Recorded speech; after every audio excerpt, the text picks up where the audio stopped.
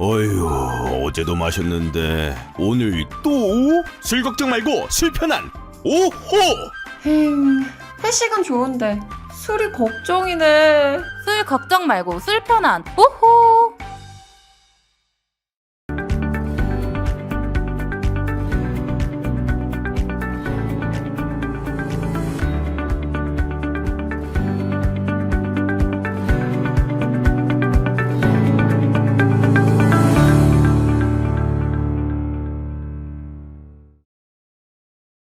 간편한데 맛까지 좋은 다이어트 추천해 드릴게요. 파우치에 우유만 부어 20초간 흔들어 드시면 됩니다. 서리태 단백질과 건조효모로 한 끼에 필요한 영양소들이 알차게 들어 있습니다. 정말 맛있는 비타샵 블랙 스무디 다이어트.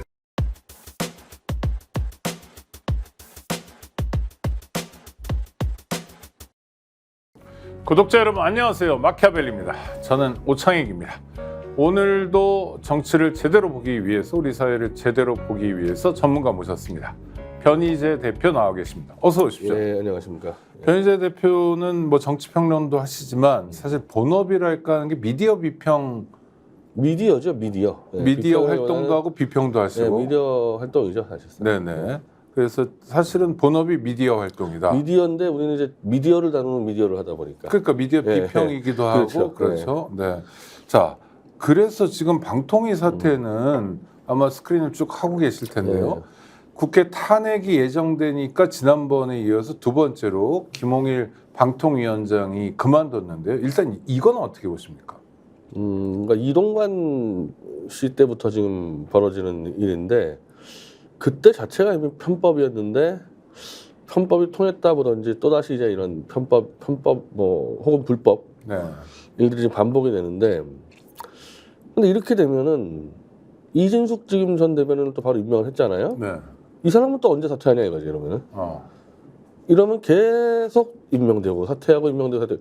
이론적으로 지금 이 탄핵의 이유는 5인 체제인 방통위원회를 2인 체제로 돌리고 있다. 네. 그러니까 2인으로 의사를 결정하는 게 불법인데 그 불법을 장애하고 있기 때문에 탄핵에 들어갔는데 그럼 김홍일 나가고 이준석 들어오면 또 2인이잖아요. 그럼 그 2인이 또 결정하면 이론적으로는 또 탄핵해야 되고 네. 그럼 또 나갈 거고 또 들어올 거고. 그러니까 이게 애들 장난도 아니고 국회와 대통령이 정면 충돌하고 있다 이렇게 봐야 되는 거나요?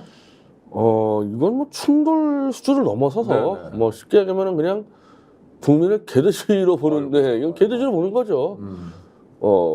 솔직히 이건 뭐 야당보다는 대통령이에요. 예. 네. 대통령이 그냥 내 멋대로 하겠다. 뭐 내가 대통령인데 뭐 불만 있어 너희들?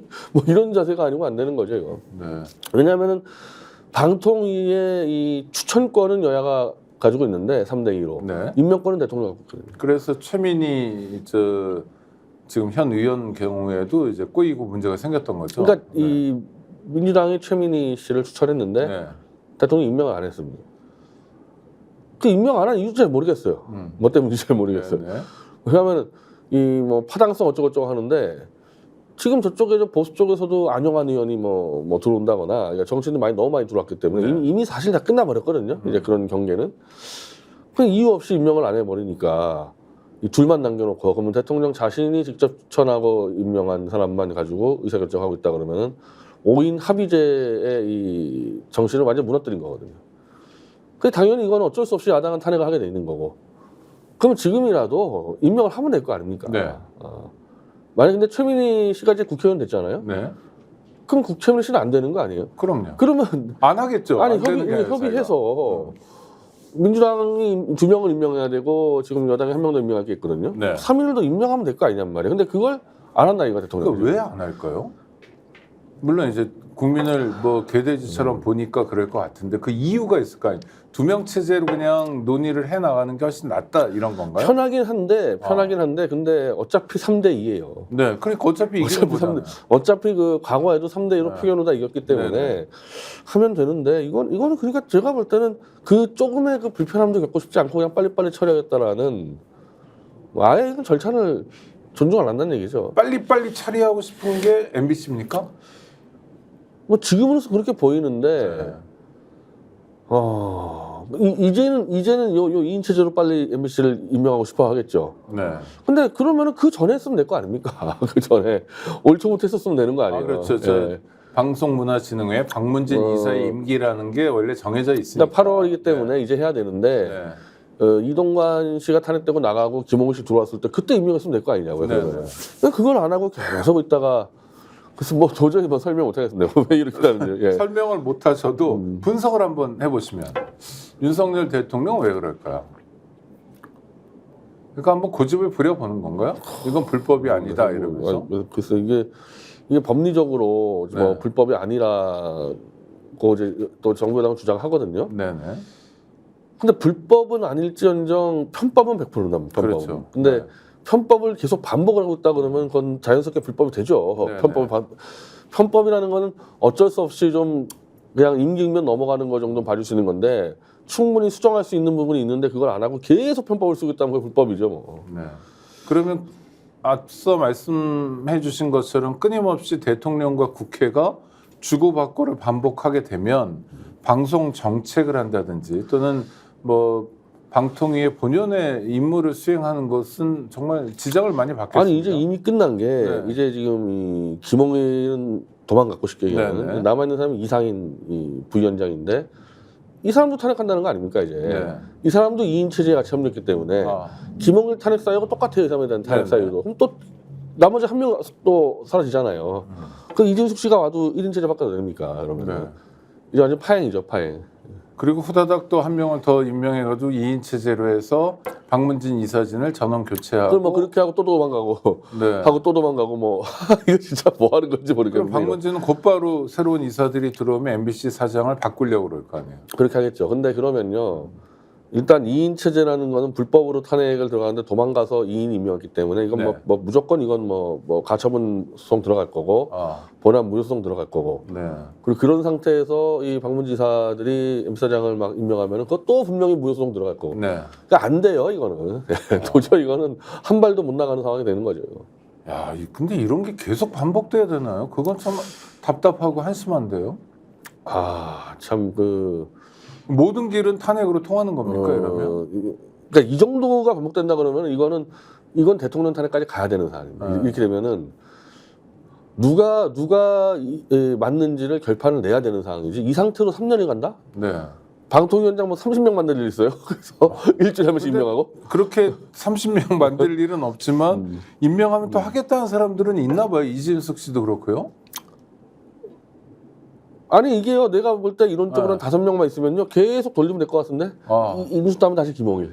김홍일 다음에 또 돌리면 될 것 같은데? 이동관 다시 불고 다시 돌리면. 이게 장난하는 것도 아니고. 아이고. 이거 지금 만약에 이준수 와서 또 탄핵하면 또 도망가잖아요. 네. 이러면은 이것만 가지고도 윤석열 탄핵 가야 됩니다. 이거. 그 국정 운영을 이건 포기한 거고 만약에 이게 탄핵 사유가 안 된다. 뭐 그렇게 되면 야당이 책임지더라도 이거는 뭐 해야 돼요. 이거. 네. 이진숙 씨는 아시죠 좀? 제가 잘 알죠. 잘하는 분인데 왜 임명했을까? 임명 배경 같은 게 있을까요? 아마 현재로서 이거 그렇게 할 사람 많지 않을 거예요. 네. 왜냐면 자기 명예도 좀 걸어야 되기 이거 때문에. 오래 가봐야 이거 한 달밖에 더 가겠습니까? 이거 많이 해봐요. 한 달. 네. 근데 이진숙 씨는 MBC 내에서 이 노조와 이제 정면으로 부딪혔던 사람인데 네네. 그 제가 MBC 쪽을 보면은 상대적으로 저 보수라고 평가받는 사람들 있잖아요. 네.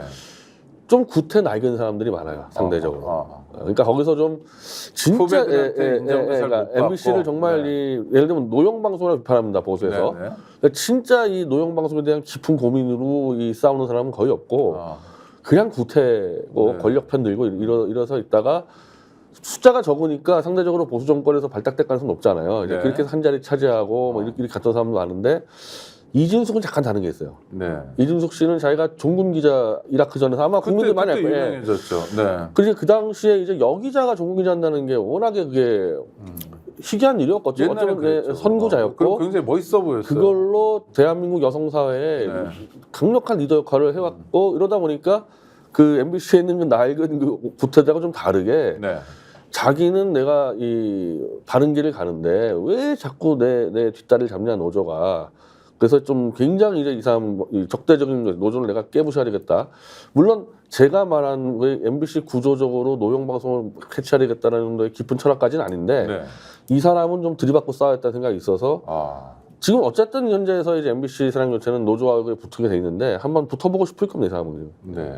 그래서 막 남들 안 가는 걸 이제 가는데 저는 이준석 씨랑 잘 아는 관계에서 MBC를 개혁하고 노조가 싸울 때 이 방식은 아닌 것 같아요. 아. 예. 지금 방통위가 파행되는 이 상황에서 자기가 들어간다? 이거는 아무리 좋은 뜻을 가져도요, 이거는 지지받을 수가 없죠. 네, 알겠습니다. 그 방통위 문제도 되게 중요한데요. 중요한 문제가 지금 너무 많아서 다른 점점 많아지는 거 보니까 이게 정권이 이제 거의 막판까지 가는 것 같아요. 예, 다른 문제로 한번 가보겠습니다. 검사 4명을 동시에 탄핵 추진을 하고 있는데 일단 이에 대한 검찰의 반발이 어마어마합니다.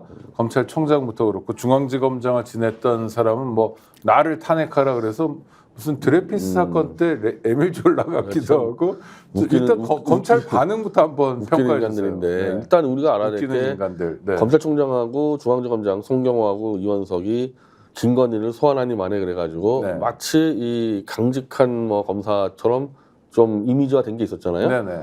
역시 검찰 밥그릇 걸리니까 누구보다 앞장서가지고 밥그릇 지키려고 뛰어나온다. 네. 그래서 검사 기득권 그리고 윤석열 정권의 검찰에 대한 이 조작날조 수사 관련해서는 똑같은 한 패거리다. 한동훈까지 포함해서 네. 그 안에서 좀 구분을 생각하지 않았으면 좋겠어요. 아. 좀 서로 싸운다고 이원석이 할 거다 이런 기대를 갖지 말라는 거예요. 또는 싸우는 척 한다고. 싸우거나 싸우는 척. 쇼도 많고 윤석열 한동훈은 네. 한 몸인데 약간 이렇게 전당대 이런 국면에서 네. 달리 보인다고 해서 헷갈려 하지 마라. 쇼도 많고 네. 실제로는 밥그릇 싸움인 거를 정의로 포장하는데 헷갈려 넘어가서 박수치고 그러지 말라는 겁니다. 네. 이게 다 드러났잖아요 벌써. 지금 네. 한동훈도 지금 엄청 세게 나오고 있어요. 검찰 탄핵에 대해서는. 네. 물론 한동훈은 뭐 본인이 걸려있는 것도 마찬가지니까 그런데 그래서 검찰의 4명 정도를 탄핵을 하는데 사실상 근데 또 검찰 전체라고 보기에는 그렇고요. 네. 윤석열 진영의 검사 전체라고 봐야 되는 거죠. 그게 한 뭐 200명? 그러니까 네. 2,000명 검사 중에서 한 200명. 그러니까 200명 검사와의 전쟁인데 그 200명이 모두 검찰의 요직을 맡고 있으니까 그렇겠죠. 검찰 전체와의 권력의 전쟁은 시작된 거죠. 이번에도 이제 검사들 반발하는 거 보니까 총장이 하고 고검장, 뭐 지검장급 이렇게 쭉쭉쭉쭉 위계에 따라서 내려오면서 하더라고요. 그런 것도 좀 재밌어 보이는데. 뭐 작업에 들어갔겠죠 당연히. 계급 조직에서 작업이 들어갔다. 또 하나 볼만한 포인트는요. 법사위원회가 지난번 때는 그냥 탄핵 소추라고 말했는데 본회의에서 통과시켜가지고 이번에는 그러니까 지난번 최상병 특검 때도 입법 청문회를 했듯이 이번에도 소추를 위한 조사 활동을 하겠다고 그러는데 이것도 주목해 볼 만한 그게 거네요. 사실은 이제 원래 네. 그렇게 했었어야 되는데 지난번은 법사위원장을 여당이 갖고 있었잖아요. 네네. 그래서 야당이 갖고 있기 때문에 법사의 기능을 최대한 활용할 수 있기 때문에 이 헌법에 재판소 넘기기 전에 한마디로 이 검사를 왜 탄핵시켜야 되는지 사전 조사가 있어야지 그 조사를 근거로 쓸 거 아닙니까 탄핵서를. 네. 지난번에 못했죠. 그러니까 여기도 공소장을 쓰는 거죠. 공소장 똑같은 네, 거죠. 그러니까 네. 지난번에 법사위원장을 저쪽 갖고 있었으니까 못했는데 이번에는 서두르지 않고 시간을 느긋하게 가져서 오늘 김승원 법사위 간사가 네. 야당 간사죠. 이제 피해 받은 사람 다 와라. 이 4명 검사한테 피해 받은 사람 있으면 아무나 오라고 다 들어주겠다. 그래가지고 이 증인의 폭도 확대하겠다. 네. 누구든지 다 이제 들어주겠다 이러니까. 그러면 조사 활동의 일환으로 청문회도 진행할 수 있는 건가요? 청문회 한다고 지금 발표했죠. 네. 재밌겠네요. 그러면 그 하루에 안 끝나고 검사 한 명당 하루씩 할 수도 있고 뭐 그러겠네요. 검사 한 명당 하루씩 한다고 지금 계획이 있는데 만약에 이 피해자들이 늘어나기 시작하면 뭐 검사 한 명당 일주일도 하는 거죠. 뭐. 어차피 지금 법사에 딴 거 할 것도 없는데 이렇게 하는 거죠.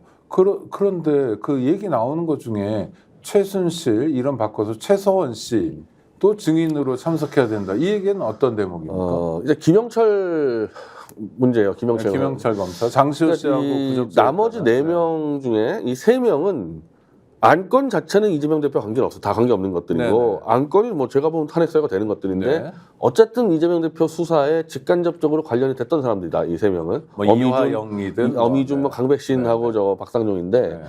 그러니까 저기 이 검찰 쪽에서 이재명 방패냐, 뭐 보복수사냐 보복템 난리 치는데 네. 요 김영철은 이재명 대표와 아무 관계가 없는 사람이야.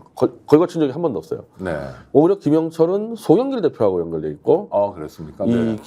이 김영철은 바로 박근혜 특검 수사 특검 제4팀에서 바로 박근혜, 이재용, 장시호, 최순실 여기에 연결돼 있기 때문에 이재명 대표에 대해서 뭐 방탄이니 보복이나 얘기가 안 되는 사람이 딱 이 사람입니다. 네. 네. 그리고 이 사람이 수사 영역은 아까 말한 대로 박근혜, 이재용, 최순실이기 때문에 보수를 잡아친 거가 돼 있죠. 네. 저쪽은 지금 신앙림 위원장하고 한명숙하고 등등 이화영 어차피 범진보지정 수사가 문제가 되는데 네. 이 사람은 보수 쪽에 문제가 되고 있으니까 이 사람에 대한 탄핵에 대해서는 보수 쪽이 뭐라고 할 수도 없고 지금 뭐라 하지도 않아요. 이 사람 대해서. 그 정도가 아니라 아마 월요일 정도에 네. 범보수 지정한 지식인 한 수십 명이 이 지지하는 성명서가 나갈 겁니다. 그러니까 김영철 탄핵 소추하고 헌재는 인용하라 이런 류의. 탄핵 소추는 정당하고 최순실을 증인으로 채택하라는 그 성명서가 나갈 거예요. 네. 그러니까 요게 어떻게 보면은 민주당 입장에서는 굉장히 중요한 승부수가 되는 거죠. 그럼 최순실, 최서원 씨 같은 경우에 만약 국회에서 당신 나올래 그러면 어떤 입장일까요? 적극 제가 이제 이 최순실 변호사를 알아서 네. 어제 마침 이제 접견을 간다 그래서 그거 알려줘라. 네. 국회에서 지금 이 장시호 위증 청문회, 그러니까 김영철 청문회라는 것은 김영철이라는 검사와 한동훈이 장시호에게 위증을 교사해서 그 장시호 위증이라는 거에 거의 90%는 최순실 관련된 위증입니다. 네. 그러니까 장시호라는 사람이 무슨 뭐 오피니언 리더도 아니고 뭘 진술했겠어요? 자기 이모인 최순실 대해 증언했겠지 않겠습니까? 그렇죠. 그러니까 이재용과 박근혜 관한 증언도 다 최순실과 연결된 거기 때문에 여기서 위증이 있었다면 제일 크게 당한 게 최순실이고 만약에 위증을 밝히겠다 그러면은 최순실이 나오지 않고는 밝힐 수도 없어요. 그리고 최순실을 통해서 박근혜와 이재용을 치는 구도였던 거죠. 네, 그렇죠. 그래서 알려줘서 한번 나갈 생각이 있으면은 메모를 써서 줘라. 그럼 내가 전달해 주겠다 했는데 그 자리에서 메모를 써서 크게 두 가지를 짚었습니다. 지금 이 메모는 최순실 메모. 어제 그러니까 우리가 1월 방송 나가니까 이제 목요일 날 썼는데 장시호가 특검에 제출한 태블릿 PC는 내 게 아니다. 내가 장시호한테 맡긴 적도 없고 장시호가 최순실 집에서 가져나왔다 그러는데 최순실은 자기 집을 가르쳐 주질 않았다. 네. 장시호는 내 집에 온 적도 없다. 이걸 하나 썼고. 아니 근데 그거는 집은요. 그 조카인데 이모인데 집을 안 가르쳐. 집을 수시로 바꿨어요. 그러니까 독일에 집이 있고 서울 집을 수시로 바꿨기 때문에 마지막에 바꾼 집에다가 이제 모든 근거를 알았는데 장시호는 그 집을 모른다 애초에. 그래서 또 재밌는 그래서 진술이네요. 그 집은 자기 비서들이 가서 근거를 가져왔지 장시호 간 적도 없는데 장시호는 거기서 가져왔다고 했으니까 이거 뭐 위증이라는 거고. 참고로 말씀드리면은 그 당시 특검은 장시호가 최순실 집에서 태블릿 PC를 가지고 나오는 CCTV 영상이 있다고 발표했거든요. 영상을 지금 8년째 공개를 못 하고 있습니다. 저와 최순실 재판에 연결돼 있는데, 근데 하도 이제 법원이 내놓나 그러니까 영상을 이 그림처럼 찍어서, 그러니까 영상을 이제 캡처해서 수사 보고 자료서를 제출했는데 장시호가 없어요. 그게 뭡니까? 그러니까 뭘 낸 거예요? 장시호가 나왔다는 CCTV하고 써먹어서 나왔는데 다른 최서원 직원들은 보이는데 장시호가 없어요. 그래서 우리가 야 이거 최소원 없지 않냐? 장시호 없지 않냐? 장소 없지 않냐? 그럼 다시 가져와라 장소 있는 걸로. 지금 3달째 안 가지고 있거든요. 그래서 우리는 뭐 그건 애초에 거짓이고 지금 수사보고서 조작이라고 확신 갖고 있는데 어떤 최소원은 장시호는 자기 집에 없다고 지금 이제 진술서를 보낸 거고 또 하나는 이게 이 경제공동체에서 가장 중요했던 문제인데 장시호가 최서원이 나한테 박근혜 집에 현찰 10억이 있으니까 그거 네가 마음대로 갖다 써라 이렇게 얘기했다. 이게 경제공동체의 증거로 쓰인 거예요. 그러니까 박근혜와 최순실은 이 현찰을 담아놓고 공동으로 썼다. 이게 지금 위증이라고 최순실도 길기를 띄고 그 당시 박근혜도 길기를 띄고 그 특검이 압수수색하러 갔어요. 박근혜. 근데 없었단 말이에요. 현찰이 아무것도. 그래서 이게 위증이다 두 가지가 크게. 그래서 그거를 보내줘서 안진걸 소장하고 내가 소영길 대표하고 민주당한테 전달해서 그게 아마 김승원 간사한테 들어갔나 보더라고요. 그래서 오늘 오전에 그러니까 금요일 오전에 최순실을 증인으로 부르겠다. 그 최순실뿐 아니라 박근혜 특검 수사 때 피해받은 사람 있으면 다 와라. 그래서 나름 따라줬는지 그 당시 특검이 50번의 브리핑을 했는데 네. 아마 기억날 겁니다. 이규철 대변인이라는 사람이 대변했는데 일방적인 특검의 브리핑만 나갔지 그렇죠. 수사받은 사람 입장이 한 번도 공개된 적이 없다. 일종의 방어권 행사 차원에서 여론에서는 없었죠. 그 박근혜 씨는 감옥 가기 전에 정규재 씨하고 장문에 한 1시간 반짜리 인터뷰를 했습니다. 네. 자기 입장 나왔어요. 근데 최순실 씨는 들어오자마자 구속이 돼가지고 아마 기억날 텐데 이 국정농단 청문회를 했었습니다. 2016년 네, 12월에. 그래서 네. 거기에 장시호도 나가고 뭐 고영태도 나가고 막 나가지 않았습니까? 최순실은 거기도 못 나갔죠. 감옥에 있으면서. 네. 그러니까 지금까지 8년 동안에 최순실만 자기 주장을 못한 거예요. 그럼 최순실 씨의 딸 정유라 씨가 우리 엄마만 억울해라고 말하는 것도 좀 경청해야 될 대목은 있는 거네요. 이제 그거는 이제 여기까지 나가게 되는데 뇌물공여죄로 사실상 4명이 공범으로 되어 있었습니다. 네. 박근혜하고 안종범하고 정호성하고 최순실하고. 근데 정호성은 아예 뇌물공여죄에서 빼줬어요. 아니 그리고 지금 네. 고관대작이 돼 있잖아요. 그렇죠. 네. 아예 비서관으로 지금 채용이 돼 있고 대통령실에. 박근혜는 3년이 돼 있고 네. 안종범은 석방돼서 지금 이 경제포럼을 만들고 있는데 안종범의 그 경제포럼에 현 정권의 장관급들이 다 참여하고 있습니다. 그 한마디로 현 정권하고 박근혜, 안종범, 정호성은 유착된 걸로 같이 놀고 있고 네. 오직 최서원 한 명만 이 8년 동안 감옥에 집어넣고 있고 지금 수술하고 싶다는데 수술도 못하게 안 풀어주고 이러니까 이런 부분들에 대해서 억울함을 한번 8년이 지났으니까 이미 8년째가 됐으니까 한번 들어보자. 네네. 안 그래도 김영철이 위증기소했다는 혐의가 잡혔는데 위증의 피해자는 최순실이 명확하니까 들어보자. 그래서 올리는데 저는 민주당 일각에서 좀 반대가 많다고 지금 들리고 있거든요. 그래요? 예. 네. 어떻게 최순실 따위의 얘기를 들려 그러는데 들어야 아니, 되는 거 아니에요? 아니, 그러니까 한 매듭이잖아요. 그러니까 왜냐하면 박근혜 탄핵만이 아니라 여러 가지 사건에 있어서 중요한 매듭이니까 뭐 묻고 답하는 거는 국민을 제가 참 위해서도 이게 설득을 하고 해주고 싶은데 민주당 네. 사람들에게 어쨌든 민주당이 김영철 위증교사 사건을 올렸습니다. 네네. 근데 김영철의 위증교사는 장시호에 대한 위증교사고 장시호가 진술한 거는 90% 최순실에 대한 얘기이기 때문에 그러니까요.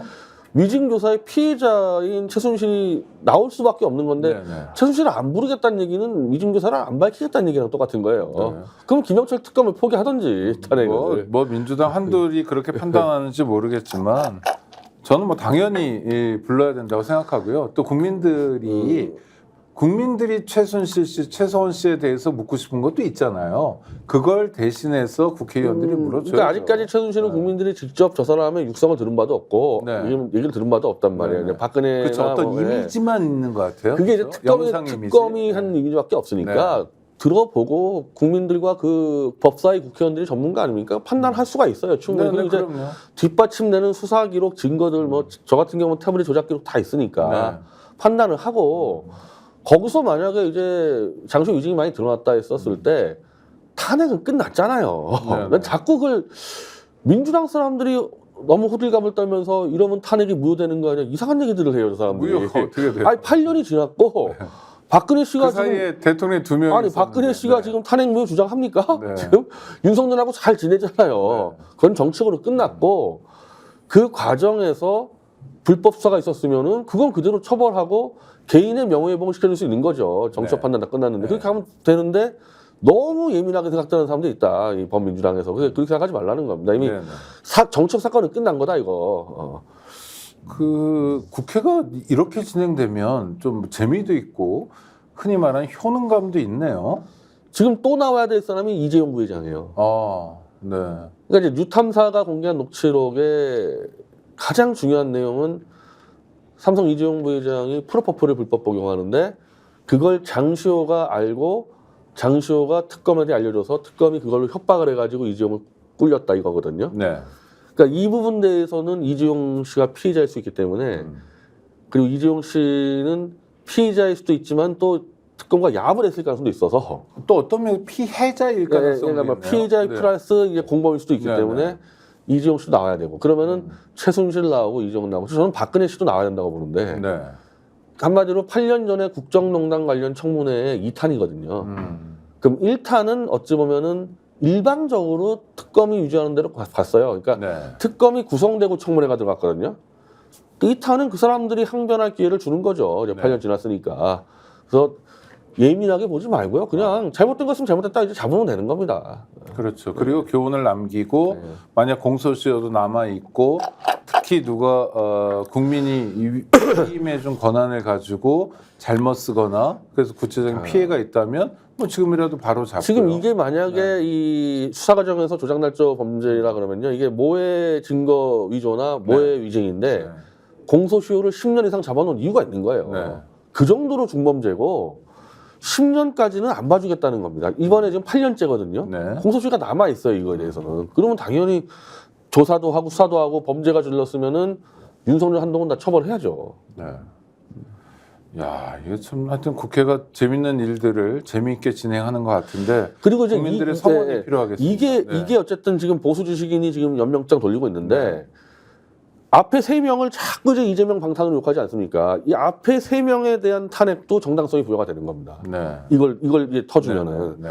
그래서 그 성명서 내용에 그대로 가는데 만약에 이거를 탄핵에 대한 진실을 두려워해서 최순실이나 이런 거 증인을 안 부르고 덮었다 그러면은 나머지 3개도 하지 마라.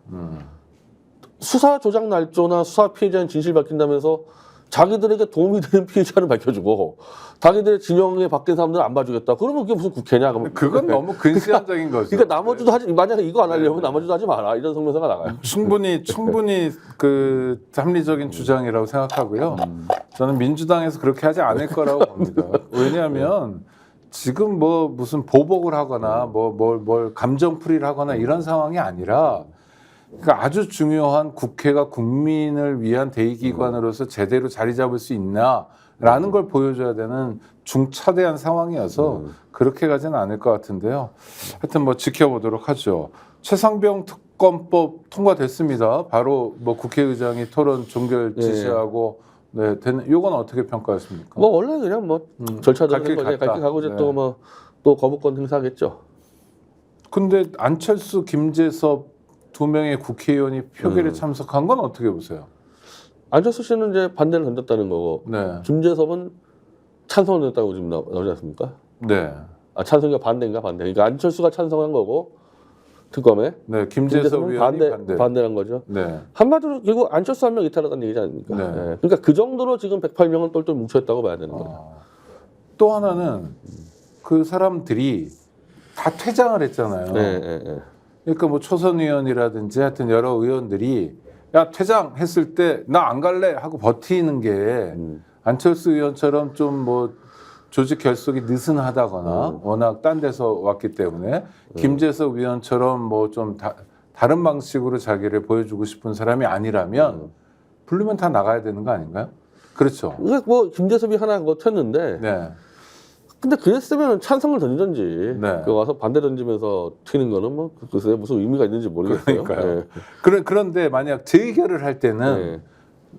다 나와 이렇게 못할 거 안 되죠. 아닙니까? 들어가야 되죠. 네. 들어가야 되죠. 그리고 무기명으로 하잖아요. 네. 그러면은 가능성이 좀 있는 거 근데 아닙니까? 그거를 지난번에도 그 가능성 정말 무진장 떠들었을 때도 네네. 저 가능성 없다 그랬는데 아. 마찬가지입니다. 네. 108명이 사실 뭉쳐 있어요. 뭉쳐 있는 게 그 지지층이 이제 108명이라는 사람들이 지역구 의원들 전부 다 보수가 강성인 지역구만 있기 때문에 네네. 그 지역구 주민들 눈치를 봐야 되니까 함부로 이탈 못 하는 겁니다. 이게. 네네. 그러니까 이 방식으로는 안 되고 지금 편법을 자꾸 쓰려는 게 조국신당하고 개혁신당이 이 특검 추천권을 포기하고 변협으로 넘긴다 그러는데 네. 그렇게 하면은 이제 뭐 이탈시킨다 그래서 가결시킬 수 있다 그러고 심지어 이제 조국신당 자체가 이제 이 추천권을 자기는 개혁신당한테 넘긴다 그러는데 저는 이거는 굉장히 위험한 일이라고. 예. 변협은 원래는 변협이 그렇게 파당적인 단체는 아닌데 검찰 정권에서 그런 것 같아요. 네네. 그러다 보니까 변협 역사상 가장 어용적 행태를 많이 보이고 있어요. 지금 변협이라는 네네. 게. 저도 변협돼서 제가 지금 징계 요청도 해보는데 이렇게 그냥 친정권으로 딱 가는 걸 처음 봤거든요. 대한 변호사 대한변호사협회가. 그리고 지금 정철승 변호사 등등 그 이른바 범야권 변호사들이 엄청 털려요. 지금 변협한테. 막 징계 막 들어가고 합니다. 이게. 네네. 그러니까 이런 상황에서 특정한 코드를 가지고 징계나 뭐 네, 이런 네. 변호사에 대한 작업을 진행한다. 예, 그래서 이런 상황에서 변협이 추천했다가는 진짜 속된 말로 윤석열이 추천한 건 똑같다 네네. 이거는. 그래서 이게 가면 안 되는데 왜 조국신당이 자꾸 그렇게 밀어붙이는지 모르겠습니다. 이거는 만약에 이 변협이 추천해가지고 특검을 했는데 별거 안 나왔다 그러면 어떻게 책임질 겁니까? 이 최상병 사건 가지고 막 1년을 이렇게 끌어왔었는데 네. 수사해보니까 별거 없다. 증거도 뭐 못 찾고 뭐 이러면서 한마디로 혐의 없다, 뭐 증거 없다 이렇게 나오면 어떡할 겁니까? 그러니까 특검이 누가 되느냐에 따라서 굉장히 역동적으로 활발하게 활동을 할 수도 네. 있고 아니면 미리 예단을 하고 아 이건 아무것도 아닌 사건이야 라고 해버릴 수도 있다 이런 차이가 있다는 거네요.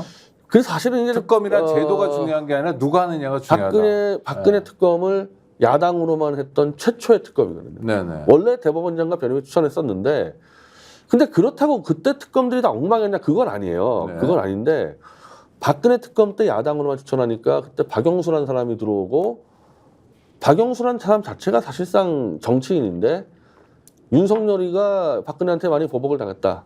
너 와서 네 마음대로 복수해. 그래서 윤석열이 한동훈 데려오고 그 지금 이제 김영철 특검을 해야 될 정도로 이제 무지막지한 정치 보복수가 들어간 거예요. 사실은 네. 그때가 정말 뭐 저는 제가 조사했지만 정말 조작 수사가 너무 많았고 이걸 알잖아요. 윤석열 한동훈은.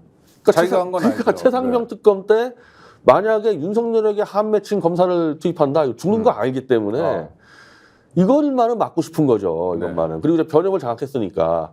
근데 왜 조국 신당이 이걸 변협으로 넘겨주려고 그러냔 말입니다. 이거를. 저는 변협에 갔다가는 지금 이 최상병 사건은 이제 이 윤석열과 그 대통령실의 거짓말 부분들은 이미 다 사실상 지금 자인을 하고 있어요. 그래서 어찌 보면 이거는 법률 기술자들이 들어와서 야 그냥 조금의 직권남용으로 넘어가려고 그러고 있는데 로비가 문제거든요. 네. 로비를 누가 했냐 어떤 식으로 이거를 수사로 잡아야 되는데 사단장에 대한 구명 로비. 이거를 수사를 안 해버리면 끝나는 건데 이거는 정말 의지를 갖고 써야 되거든요. 로비 네네. 문제는. 근데 몇 번 좀 돌다가 아 이거 모르겠네 그리고 덮어버려서 로비를 한 증거는 없다 발표하면 이거 어떻게 감당할 거냐고 이거. 특검을 또 할 수는 없잖아요. 안 되죠. 네. 근데 이 중요한 거를 왜 이런 식으로 가려는 건지를 전 저희가 의심스러울 정도로 이거는 야당의 추천을 할 때 저는 이렇게 하면 된다고 생각해요. 윤석열 같이 이 정권의 사적인 보복 감정을 가질 법한 사람들은 못 들어오게 커트할 수 있어요. 네. 그렇게 하면 되는 거지. 그걸 그냥 앱다 그냥 친정권인 변협에 넘겨주자?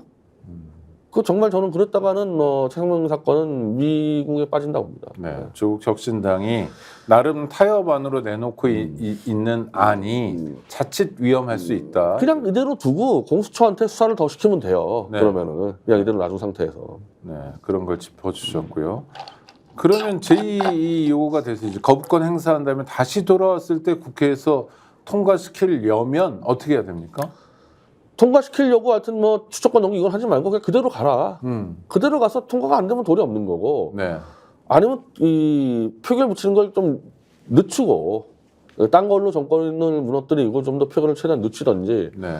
그리고 이제 공수처를 지원하든지 지금 공수처 수사하고 있으니까 하여튼 서둘러서 편법으로 통과시킬 필요는 없다 이거는. 네. 일주기라는 시간에 구애받을 필요도 없다. 아마 그 유족이나 해병대 사람들 물어보십시오. 그 일주기에 맞추기 위해서 변협에 추천권 넘길까요? 한번 물어보면 아마 다 반대할 겁니다. 그거. 네네. 일주기라는 건 상징적 의미일 뿐이지 중요한 건 실제로 수사 결과가 나와야죠. 네네. 수사다운 수사를 할 수 있는 시스템을 만드는 게 중요하다. 네. 그렇게 짚어보고요. 국민의힘 전당대회에도 잠깐 여쭤보고 싶은데 지금 뭐 선수들이 입장해가지고 뛰기 시작했습니다. 근데 뭐 어차피 대표는 한동훈이다라는 게 좀 균열이 있습니까? 많이 아니면 균열이 무너지고 있습니다. 그렇습니까? 영남권에서 많이 무너지고 있는데 무너진다고 표현하셔요? 영남권 지금 여론조사가요 한동훈이 30%밖에 안 나와요. 네. 그 나머지 세 후보 합치면은 40%가 넘어가서 그럼 무조건 결선이네요. 영남권은 엎어졌다고 봐야죠. 지금 제가 어제 영남권에 있는 그 유튜브 영상들 보니까 정광훈 목사하고 신혜식 대표가 미국 영남권에 들어가서 네. 경주에 한 몇천 명 모아놨더라고 경주에. 네. 박근혜를 죽인 건 한동훈이다. 한동훈이가 모든 조작날 조사했다고 외치는데 그리고 이제 그 한동훈이 떠든 영상을 또 틀어주더라고. 네. 한동훈이 국회에 나와서 내 인생의 화양연화는 문재인 정권 때 내가 보수 인사들을 마구잡이 수사할 때 그때였다. 그때 보수 인사 이런 표현. 보수라는 표현을 썼어요. 와. 네. 그리고 그 민주당을 향해서 그때 민주당이라면 저 응원하지 않았습니까? 저는 그때랑 생각이 바뀐 게 없습니다. 이런. 그런 발언 했죠. 근데 그걸 그때 보수라는 보수라는 애가 들어왔어요. 예. 아니 그러면 수사라는 게 무슨 보수를 잡고 진보를 잡는 네. 게 아니잖아요. 네. 범죄자를 잡는 네. 거지. 그래서 와. 그걸 이제 영상을 틀어줬는데 네. 이 영남권 노인들이 충격을 받은 거죠. 잊어버리고 있다가 아니 그리고 그때 얘기했던 한동훈 씨의 정치적 위상과 지금 그래도 법무부 장관과 비대위원장까지 지내고 난 다음에 어대한의 한동훈은 다른 존재니까 더 눈에 들어왔겠네요. 이게 지금 이 영남권에 쭉 퍼지고 있고 네. 그러다 보니까 유튜버에서 뭐 저도 제가 잘 아는 유튜버인데 보수 유튜버가 전략TV라는 게 있어요. 네. 한동훈이 박근혜를 구형했던 그 워딩이 기록으로 남아 있습니다. 그랬겠죠. 네. 그 워딩을 AI로 한동훈 목소리로 해서 영상을 만들었는데 그래요? 네. 다 알려줬어. 이거는 언론에 보도된 한동훈이 박근혜를 30년 구형했던 전문을 AI로 살린 겁니다. 했으면은 문제가 없잖아요. 네. 이거를 가짜 뉴스라고 지금 고발을 해버렸는데 아 한동훈 씨가요? 한동훈이. 근데 고발하면서 한동훈 쪽의 실수인지 자기는 박근혜를 구형한 적 없다 이렇게 나와가지고 네. 이 전략TV 쪽의 변호사 원영섭 변호사가 네. 박근혜를 구형한 거는 사실이고 우리가 AI로 썼다는 거 알렸는데 박근혜 구형한 적 없다. 이게 거짓말이기 때문에 무고죄로 맞고서 하겠다고 지금 들어서. 네. 그러니까 한동훈이 지금 이 자기가 박근혜를 친 게 지금 얼마나 이쪽 영남권을 흔드는지 알고 있는 거죠. 그래서 지금 무리한 고소가 들어간 거죠. 자 그러면 첫 번째 질문 결선으로 가겠네요? 지금 흐름이면? 아직 지금 7월 13일 많이 남았고 네. 문제는 지금 김영철 청문회가 언제 될지 모르겠는데 네. 거기에 최순실이가 등장하면요 그냥 판 다 뒤집어질 수가 있어요. 이 보수권은요. 그러니까 결선 간다고 보셔요? 그러니까 제가 말하는 거는 김영철 청문회가 언제 7월 23일 전이냐 후냐에 따라 상당히 다를 것 같은데 네. 저는 큰 차원 볼 때 이제 한동훈은 끝났다. 보수에서는 뛸 수가 없게끔 돼 있어요. 네. 그러니까 사실 오늘 그 정광훈 목사가 주진우 기자랑 인터뷰를 했는데 네. 모든 이 박근혜 조작날 조사는 한동훈이 다 했다. 그래서 이제 주진우 기자가 윤석열이 팀장 아니었냐. 근데 정광훈 목사가 그냥 어버버버 말을 못 하더라고. 네. 네. 그러니까 이왕 보수 대통령이 돼서 이제 이 보수는 윤석열은 잊어버리자라고 정리를 하고 그 대신에 한동훈은 용납 못하겠다 해서 이게 똘똘 뭉쳐있거든요. 네.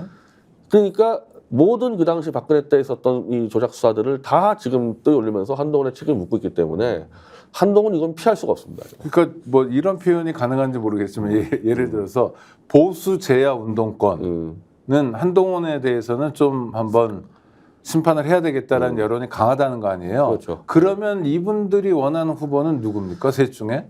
그건 안 따지고 있어요. 그러니까 원희룡에 대해도 상관없고 상관없고. 나경원도 상관없고 윤석열도 이건 범보수다 이 사람들은. 한동훈은 보수가 아니다. 좌파다 이 규정했기 때문에. 근데 원희룡 전 장관 같은 경우에도 뭐 이를테면 탈당을 했다든지 좀 뭐 오락가락 행보가 있었다든지 이런 거는 좀 논란이 되지는 않나요? 거기까지 이제 이 탈당을 원희룡 씨는 탄핵을 찬성했습니다. 박근혜 탄핵. 네, 그러기도. 거기까지는 이제 묻겠다.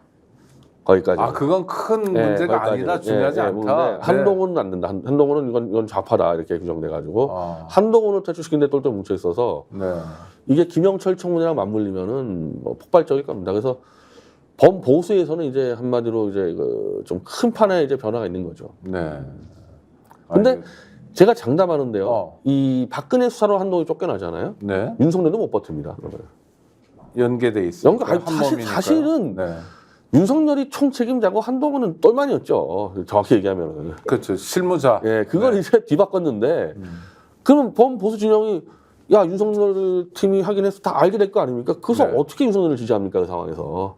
그래서 지금 한동훈을 쫓아내는 사람도 이걸 알고 있어요. 알고 있는데 지금까지 윤석열을 대통령 만들고 비호했던 거를 한꺼번에 엎을 수가 없으니까 일단 한동훈을 치는 데로 가는 거죠. 그러니까 아까 전 목사의 태도가 한동훈은 나쁜데 윤석열은 어버버. 네. 어버버의 상태에 네. 어정쩡한 상태라는 네. 거죠. 네. 현직 대통령이니까. 그러나 뭐 이를테면 제2, 제3의 사건들이 알려주고 앞서 말씀하신 뭐 김영철 검사 청문회 같은 걸 하면서 새로운 국면이 만들어지면 윤석열 대통령의 안전도 보장하지 못하겠다. 윤석열을 결국 보수가 버릴 수밖에 없게 될 거고 그래서 저는 이 범 야권이 이걸 정확히 보고 지금 탄핵을 원하는 게 좀 100만 명, 200만 명 달려가지 않습니까? 네. 그럼 쉽게 얘기하면 수단과 방법 안 가리고 윤석열을 쫓아달라는 얘기인데 이렇게 쫓아내는 게 제일 빠르고 효과적인 겁니다. 보수가 윤석열을 포기하게 만드는 게 제일 빠른 방법이거든요. 아니, 그런 사고가 안 일어났으면 좋겠는데 서울시청 앞에서 교통 참사가 났잖아요. 뭐 참 하여튼 답답하고 안타까운 죽음들인데 그 다음날 밤인가 대통령 부인 김건희 씨가 밤늦게 현장에 와서 추모했다고 그게 뭐 알려졌다고 하는데 이건 어떻게 봐야 되나요? 근데 또 사진이 네. 또 이 연출각이 너무 드러나서 그 일반 시민의 촬영이 아닌 것 같아요. 그러니까 이게 좋은 마음으로 갔었으면 네. 좀 기획 좀 하지 말고 갔으면 좋겠는데 어. 김건희만 뜨면은 연출이 되니까 네. 하여튼 그러니까 어떤 면에서 그렇게 보이시는 거예요? 그러니까 딱 이게 사진 각이 요즘 다 사진 전문가잖아요. 누가 다 찍잖아요, 사진을. 네, 그렇죠. 이거는 연출 사진이에요, 완전히. 홍보 사진이에요. 아. 그럼 지난번에도 캄보디아 가서 네. 빈곤 포르노 찍었다고 이거 먹었는데 이거는 이제 참사 포르노라는 말이 나오지 않습니까? 네. 그러니까 뭘 해도 밉상인 사람이기 때문에 최대한 이걸 인위적인 걸 거둬야 되는데 네. 그걸 들고 나와 버렸으니까. 그러니까 지금 대통령실의 발표는 밤 10시 반에 경호원 2명만 대동하고 갔다. 근데 일반 시민이 낯익은 사람이 보이니까 우와 놀래라 하고 찍었다. 그게 알려진 거다. 네. 이게 마사지가 들어갔다고 네, 보시는 들어간 것 거예요? 같아요. 그 사진을 동원 안 했어도 누군가 찍을 거 아닙니까? 네. 그럼 대석이 알려질 거 아니에요. 네. 그럼 그 정도 가져갈 수 있었을 텐데 아. 왜 저러는지 모르겠어요, 완전히. 그러니까 불안했고 또 자기가 굉장히 안 좋은 이미지만 있으니까 뭐 고통과 연대한다. 아니면은 이 방법도 있어요. 네. 기자들한테 알리는 거야. 그럼 기자들한테 보도사진 찍었을 거 아닙니까? 네, 네, 네. 보도사진하고 또 완전 다르단 말이에요, 이게. 다르죠.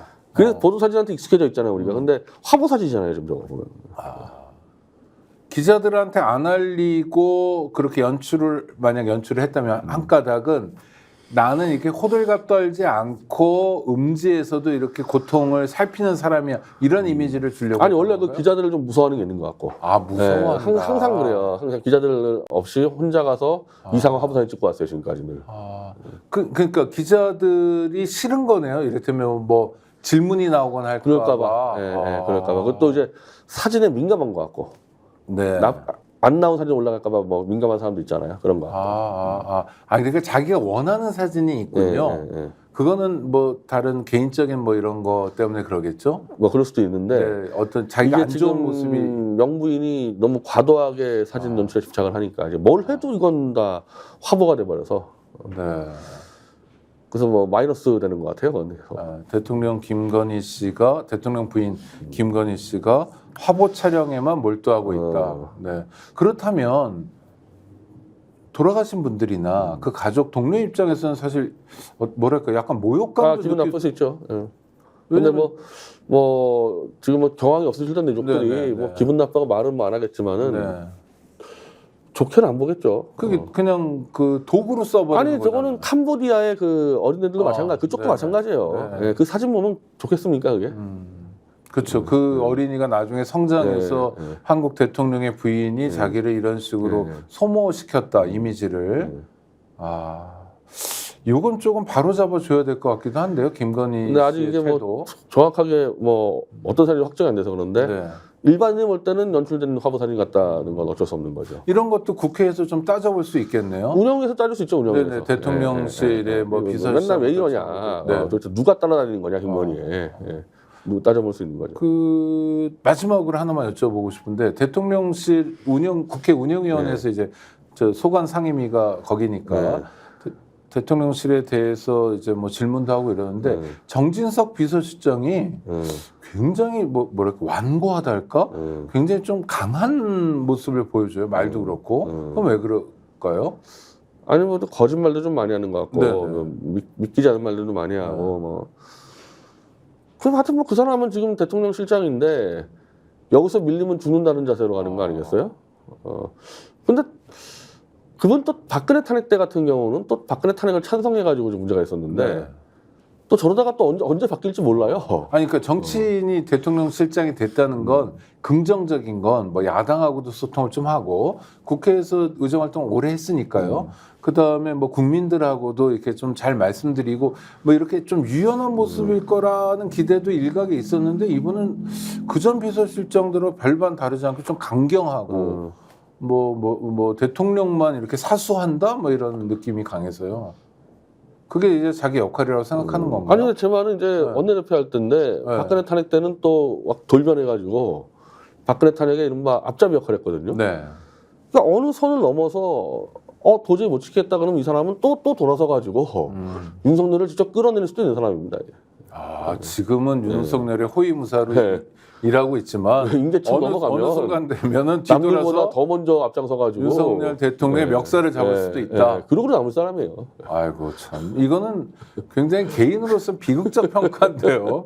네, 우리 변 대표님에게 그런 평가를 우리 정진석 대통령 실장이 받고 있다는 걸 주변 분들이라도 좀 전해주시기 바랍니다. 여러 명 다 뭐 보수에서 다 알려진 건데 이 사람에 대해. 네, 네. 아니 본인이 좀 알고 성찰도 하고 그래야 될 텐데 하루하루 정치 생명을 이어가는 것도 중요하지만 나중에 정치 다 끝내고 나면 어떤 정치인이었냐, 무엇을 위한 정치인이었냐라는 냉정한 국민의 또 평가를 받을 거 아닙니까? 그런 것도 좀 의식하고 살았으면 좋겠는데요.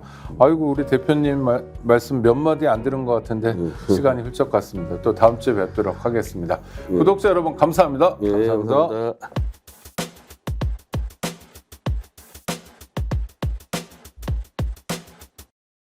아니 왜 아직도 3년간 같은 통신사 인터넷 계속 쓰고 계세요? 인터넷 가입 시 47만 원. 고민은 그만.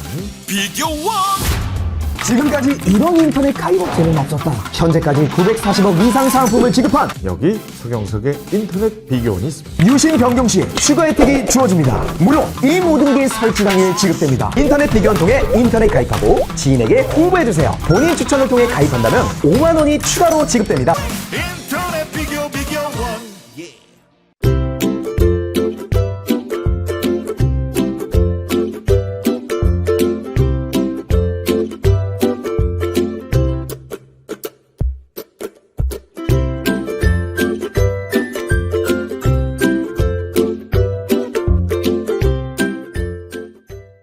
어휴, 어제도 마셨는데 오늘 또? 술 걱정 말고 술 편한 오호! 회식은 좋은데 술이 걱정이네. 술 걱정 말고 술 편한 오호